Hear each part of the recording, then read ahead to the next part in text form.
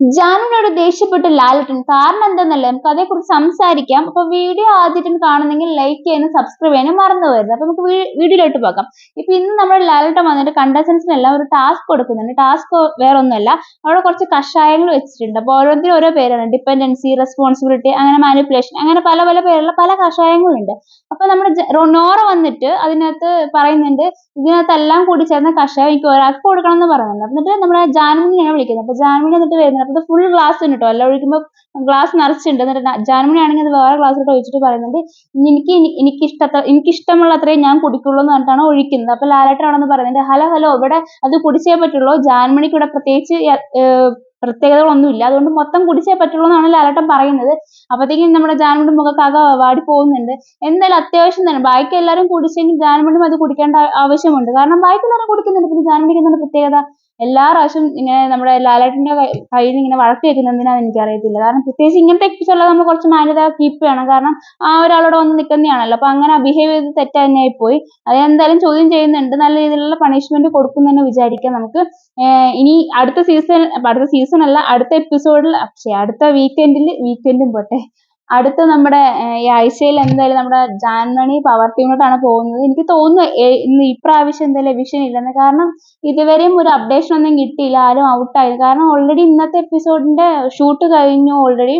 അങ്ങനെ ആരും ഔട്ടായെങ്കിൽ എന്തായാലും നമുക്ക് അറിയാൻ സാധിക്കുന്നതാണ് ഇന്നയാൾ ഔട്ടായി എന്നുള്ളത്. പക്ഷെ ഇതുവരെ ഒന്നും പറഞ്ഞു കേട്ടില്ല. അതുപോലെ തന്നെ നാളെ എന്ന് പറഞ്ഞ വിഷു എപ്പിസോഡാണ്. അപ്പൊ വിഷു എപ്പിസോഡിൽ എന്തായാലും ഒരാളെ എലിമിനേറ്റ് ചെയ്യാൻ സാധ്യത കുറവാണ്. അതുകൊണ്ട് തന്നെ ഇന്ന് ആരും എവിക്ഷൻ ഇല്ലാതിരിക്കാനാണ് ചാൻസ് കൂടുതൽ. ഇന്ന് അഥവാ എവിക്ഷൻ ഇല്ലെങ്കിൽ തന്നെ നെക്സ്റ്റ് വീക്കിൽ സെയിം എവിക്ഷൻ ആയിരിക്കും. അതായത് സെയിം ആരൊക്കെയാണോ നോമിനേഷനിൽ വന്നിട്ടുള്ള അവർ തന്നെ ആയിരിക്കും കണ്ടിന്യൂ ചെയ്ത് പോകുന്നത്. കാരണം വോട്ടിംഗ് ഒക്കെ ഓൾറെഡി നടക്കുന്നുണ്ടല്ലോ, അത് ക്ലോസ് ഒന്നും ചെയ്തില്ല. അല്ലെങ്കിൽ അവർ ക്ലോസ് ചെയ്തേനെ വോട്ടിംഗ്, ഇപ്പൊ ആരും എവിക്ഷൻ ഇല്ലെങ്കിൽ.